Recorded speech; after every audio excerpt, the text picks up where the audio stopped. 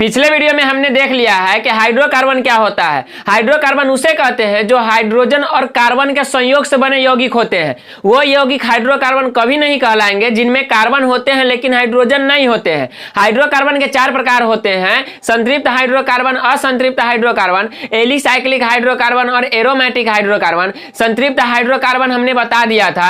असंतृप्त hydrocarbon के एक part पर वीडियो बन चुकी है और यह दूसरा पार्ट है जिसमें हम लोग देखेंगे किसके बारे में, तो एल्काइन के बारे में। और यह हम लोग नहीं जानते अभी, लेकिन इस वीडियो को देखने के बाद में आप इसे अच्छे से समझ जाइएगा। साथ ही इस वीडियो में आपको यह भी सिखाया जाएगा कि एल्काइन सदस्य का जो IUPAC नाम होता है वह किस तरह से लिखा जाता है। तो चलिए देखते हैं कि आज का जो सबसे पहला टॉपिक है वह क्या है। आज का सबसे पहला टॉपिक है क्या चीज, एल्काइन। और यह एल्काइन क्या होता है, यह असंतृप्त हाइड्रोकार्बन का दूसरा प्रकार है। असंतृप्त हाइड्रोकार्बन के 2 प्रकार होते हैं, एक होता है एल्कीन और दूसरा होता है एल्काइन। एल्कीन पर वीडियो बन चुका है और अब बनने जा रहा है एल्काइन पर। तो चलिए सबसे पहले हम देख लेते हैं कि एल्काइन का परिभाषा क्या होता है, एल्काइन कहते किसको हैं। वैसे असंतृप्त हाइड्रोकार्बन, इसमें ही इसके परिभाषा में ही लिख दिया गया है कि यह क्या है, असंतृप्त हाइड्रोकार्बन है। तो वैसे असंतृप्त हाइड्रोकार्बन जिनमें अंतिम 2 कार्बन परमाणु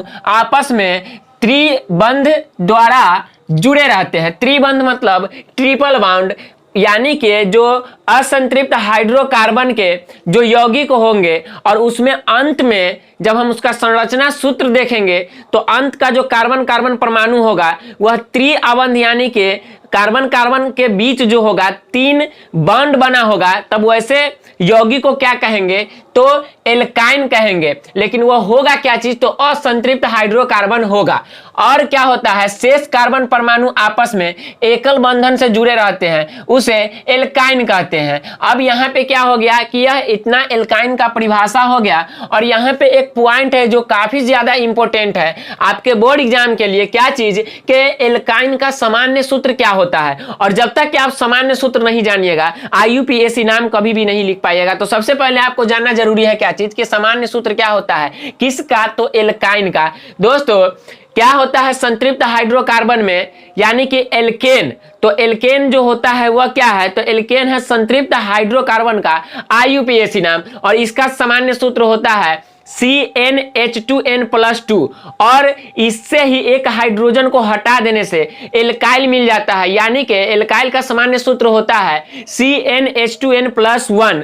और उसके बाद हमने आपको बताया था कि असंतृप्त हाइड्रोकार्बन का जो पहला प्रकार है एल्कीन, उसका सामान्य सूत्र होता है CnH2n। अब बताने जा रहे हैं क्या चीज के एल्काइन का सामान्य सूत्र वह होता है CnH2n-2। क्या होता है, CnH2n-2। और यह बहुत ही ज्यादा इंपॉर्टेंट है। और यहां पे क्या है कि N है, यहां पे कार्बन हो गया, C कार्बन, H हाइड्रोजन, लेकिन N का मतलब क्या हुआ, तो N जो होता है वह कार्बन परमाणु की संख्या होती है। और कार्बन परमाणु क्या होता है दोस्तों, 1 से लेकर 10 तक के मैंने आपको बताया था क्या चीज की, meth, eth, prop, but, pent, hex, hept, oct, non, dec. अगर यह आपको याद नहीं है तो आप IUPAC नाम नहीं लिख सकते हैं। तो जाइए पिछले वीडियो को देखिए और इसे अच्छे से समझिए। लेकिन मैं आपको यहाँ पे इतना जरूर बता दूंगा कि एल्काइन आपको समझ में आ जाएगा। तो चलिए दोस्तों देखते हैं कि N का मान जो है कहां से शुरू होता है। N का मान इसमें 2 से शुरू होता है, और 2 कहे तो एथ से शुरू होगा। कहां से शुरू होगा, एथ से शुरू होगा।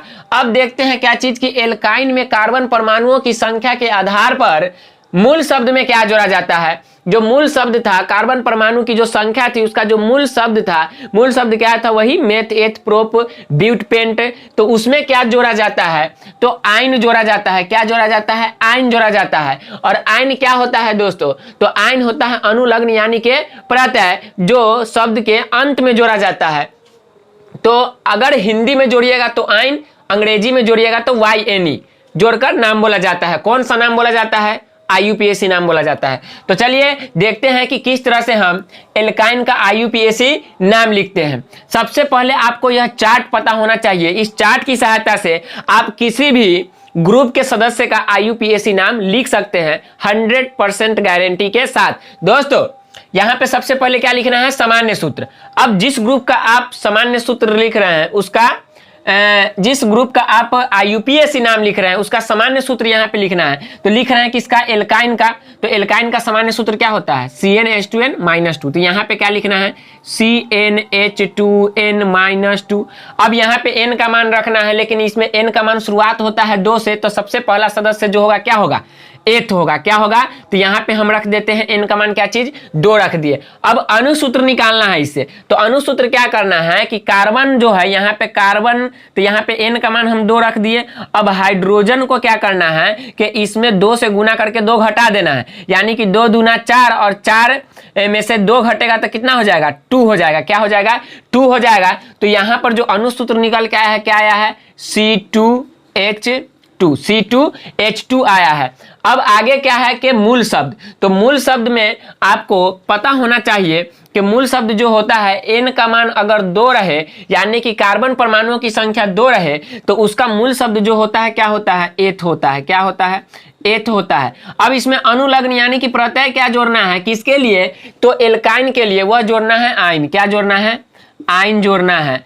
अब संधि में आप लोगों ने पढ़ा होगा कि आ के लिए मात्रा क्या होता है, तो आकार होता है। क्या होता है, आकार होता है। तो इसका नाम जो पड़ा वह क्या पड़ा, एथ तो रह गया, लेकिन आ के लिए जो मात्रा लग गया वह क्या लग गया, आकार लग गया। अब इन का इन, जस के तस लिख देना है। अब आपका जो सबसे पहला सदस्य है वह क्या निकल गया, तो एथाइन निकल गया। क्या निकल गया, एथाइन निकल गया। एथाइन पर आपको स्पेशल वीडियो बना कर दिया जाएगा। इससे जितने भी ज्यादा महत्वपूर्ण क्वेश्चन है, इंपॉर्टेंट ऑब्जेक्टिव है, सबको उस वीडियो में बताया जाएगा।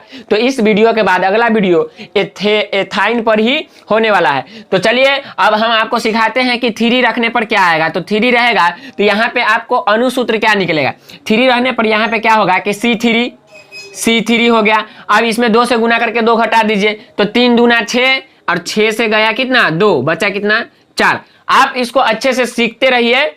इस वीडियो के मदद से आप अपने घर पे बैठ के 10th क्लास की फ्री में तैयारी करते रहिए, आपको बहुत ही ज्यादा फायदा होगा इस वीडियो से।